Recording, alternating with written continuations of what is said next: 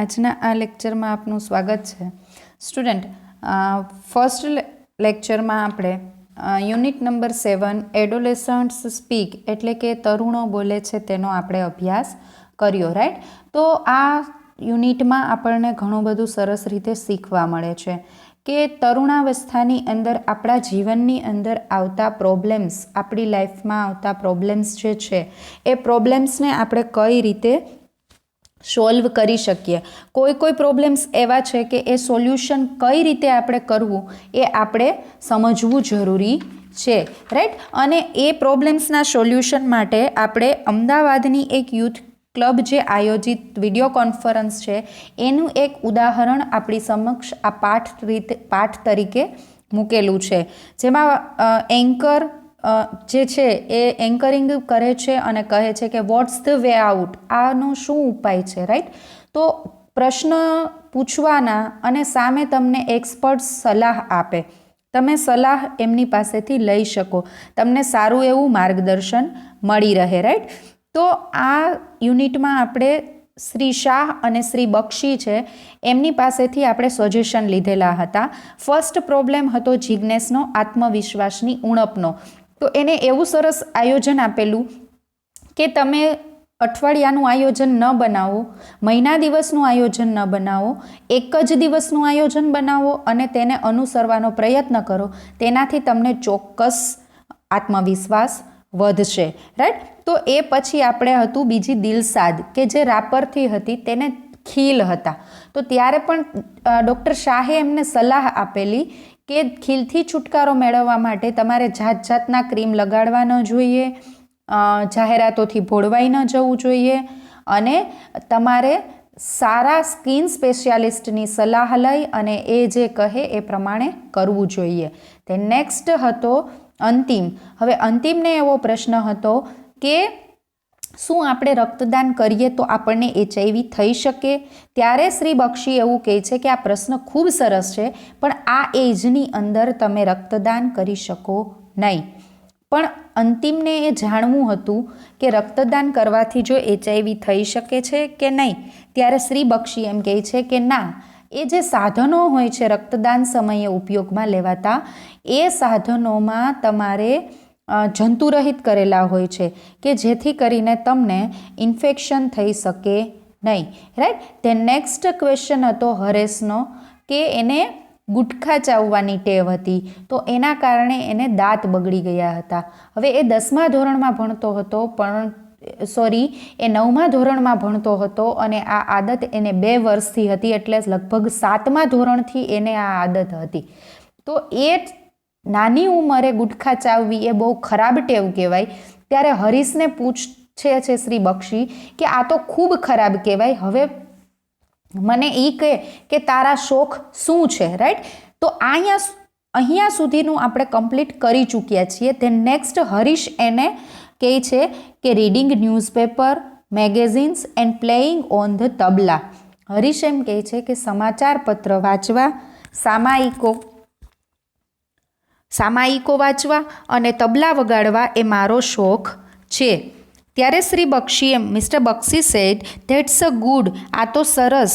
નાવ હવે whenever you feel like chewing gutkha, જ્યારે તને ગુટખા ચાવવાની એ ઈચ્છા થાય, રીડ એન ઇન્ટરેસ્ટિંગ ન્યૂઝ, ત્યારે તું રસપ્રદ સમાચાર વાંચ, item or article from a newspaper or play on the tabla, ત્યારે તું છાપામાંથી કોઈ રસપ્રદ સમાચાર વાંચ, લેખ વાંચ અથવા તો તબલા વગાડજે। બી વિથ યોર ફ્રેન્ડ્સ એટલે કે તારા મિત્રો વચ્ચે રહીશ, ટોક ટુ ધેમ એટલે કે એમની સાથે વાતો કરીશ, play some games of your choice, તારી પસંદગીની કેટલીક રમતો રમજે, keep your mind engaged in different activities, જુદી જુદી પ્રવૃત્તિઓમાં તારું મન રોકી રાખજે। I am sure you will be able to get rid of this habit એટલે કે આ આદતમાંથી છૂટી જવા માટે મને ખબર છે કે તેની મને ખાતરી છે કે તું આ આદતમાંથી છૂટી જજે। Harish said thank you, Harish એમ કહે છે કે આભાર sir. Anchor says so friends now it's a time to say goodbye on behalf of the youth club, તો દોસ્તો એમ કહે છે કે હવે આપણે છૂટા પડવાનો સમય આવી ગયો છે. તરુણોને માર્ગદર્શન કરવા માટે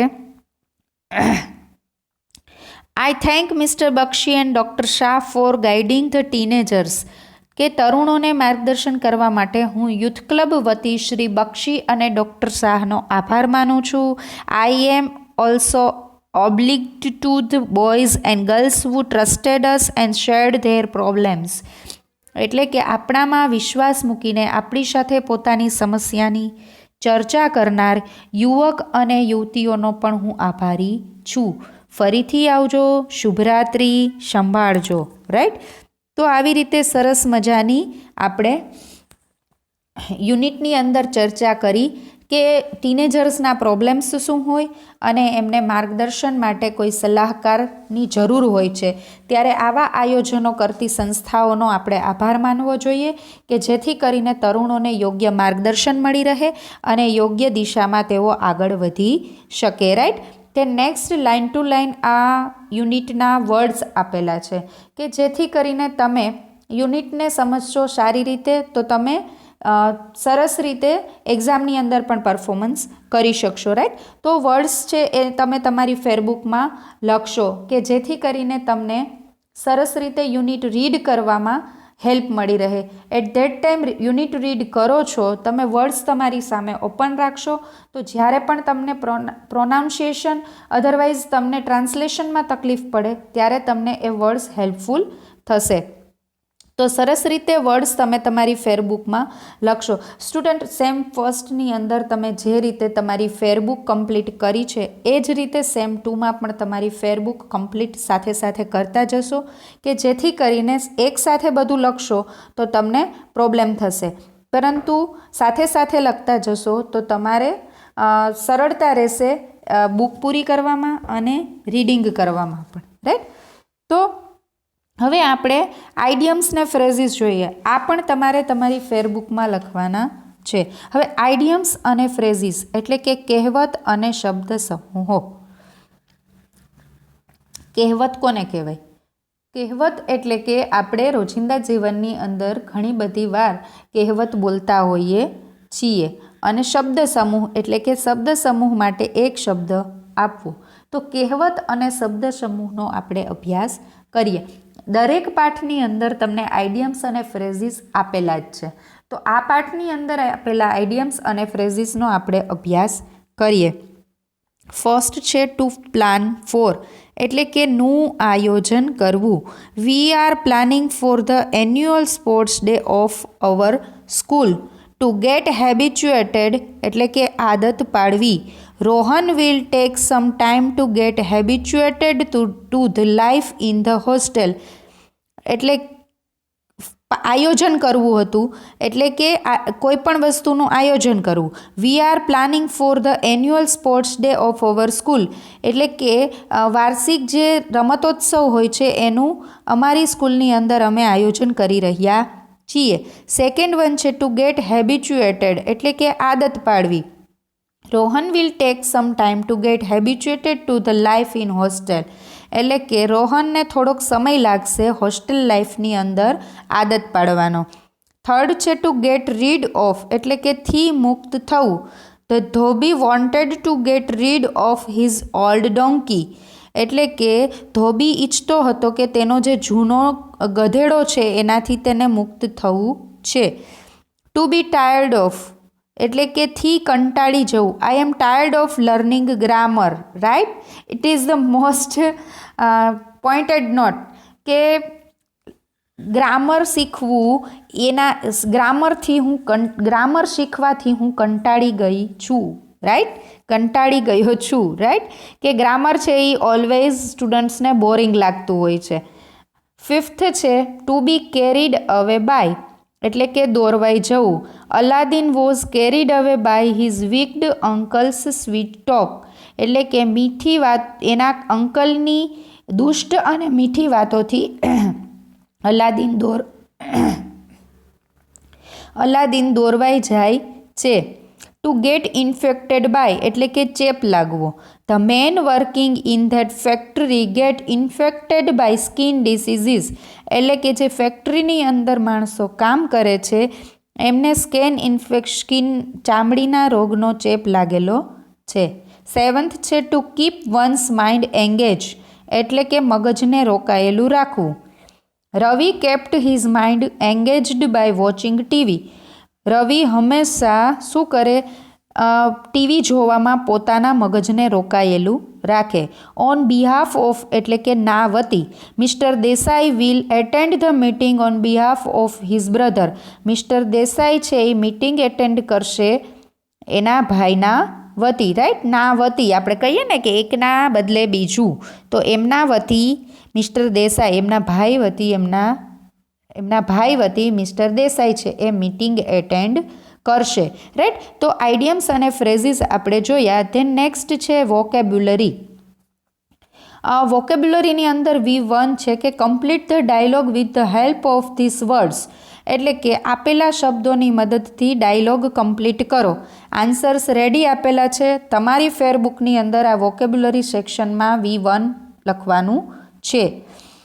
consulted, advised, suffering, meditation, self confidence, interest, cheer up આ વર્ડ્સ છે.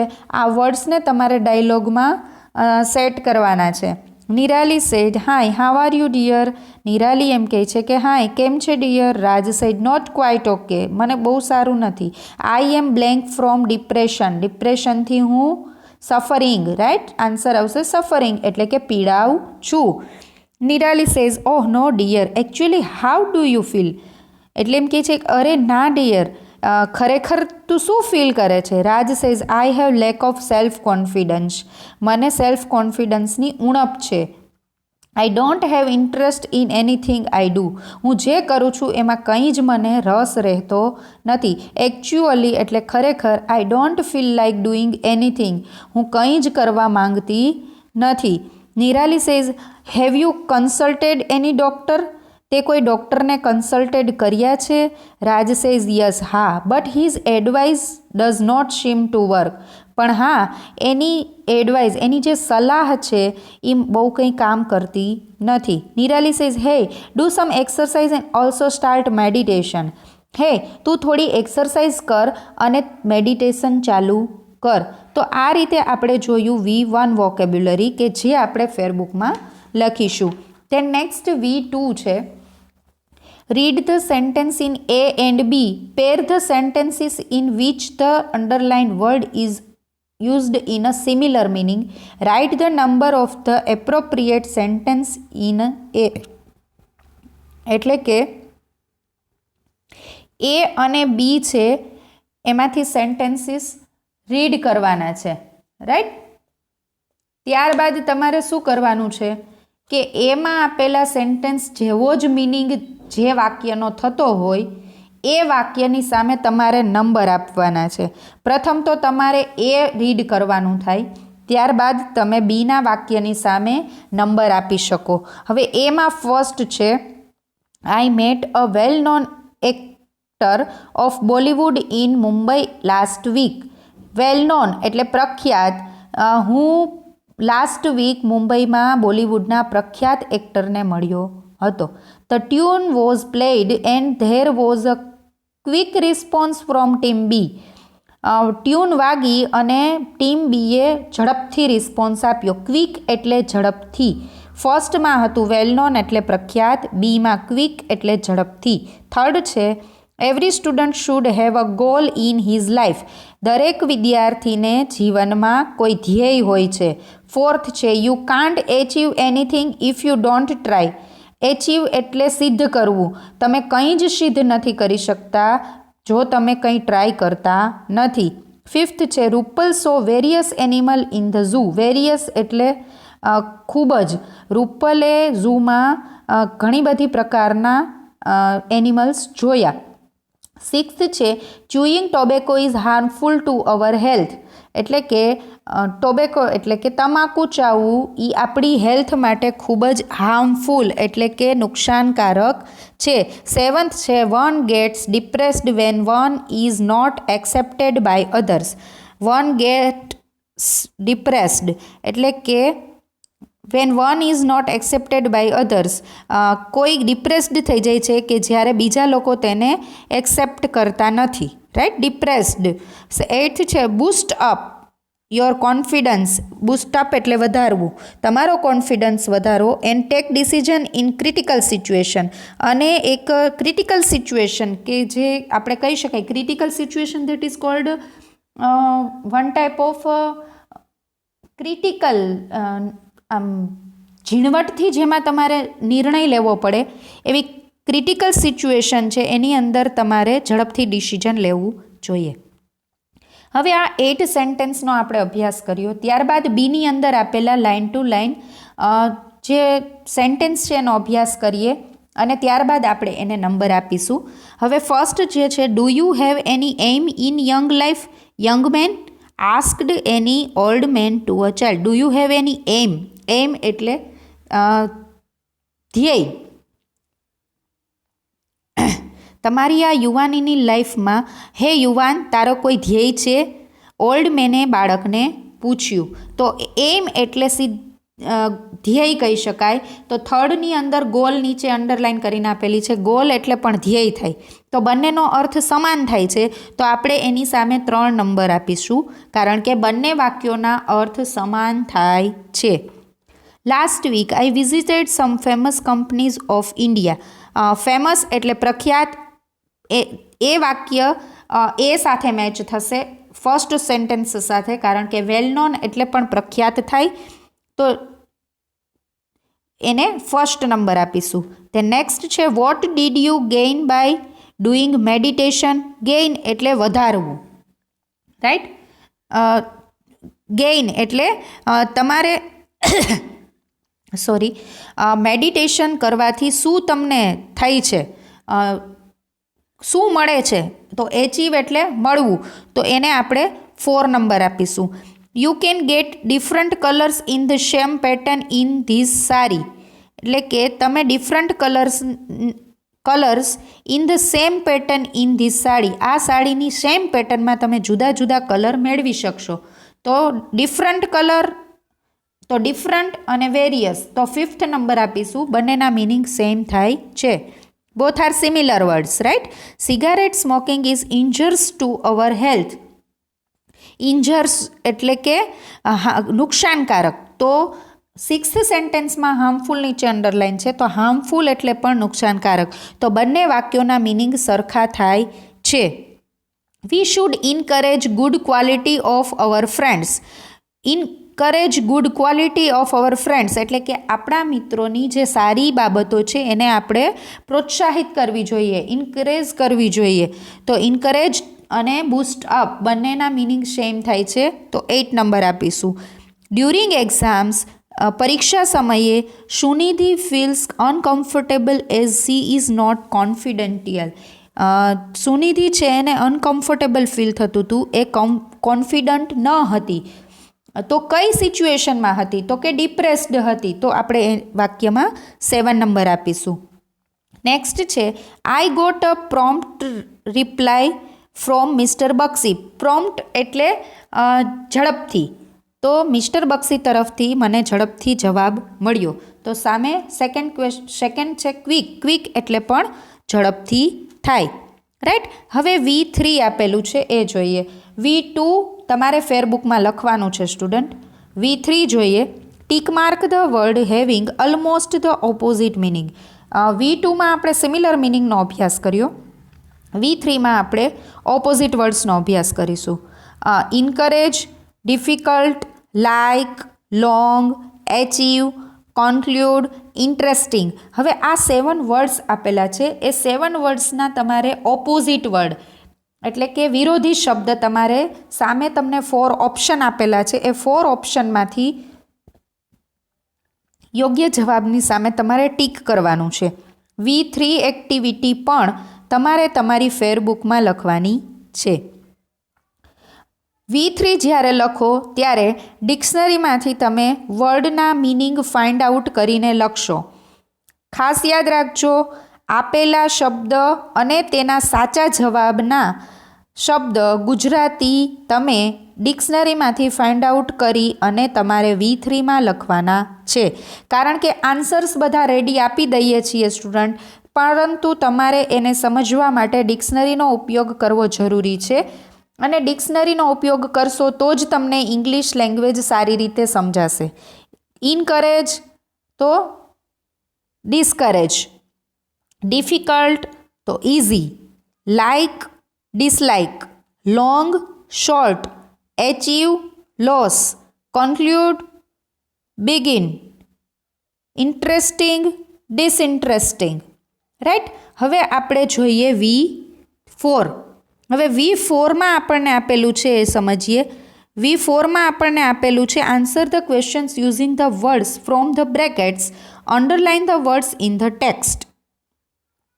હવે બ્રેકેટમાં આપેલા વર્ડ્સને મદદથી ક્વેશ્ચનના આન્સર લખવાના છે અને underline the word in the text, અને ટેક્સ્ટની અંદર વર્ડ અંડરલાઇન કરવાનો છે.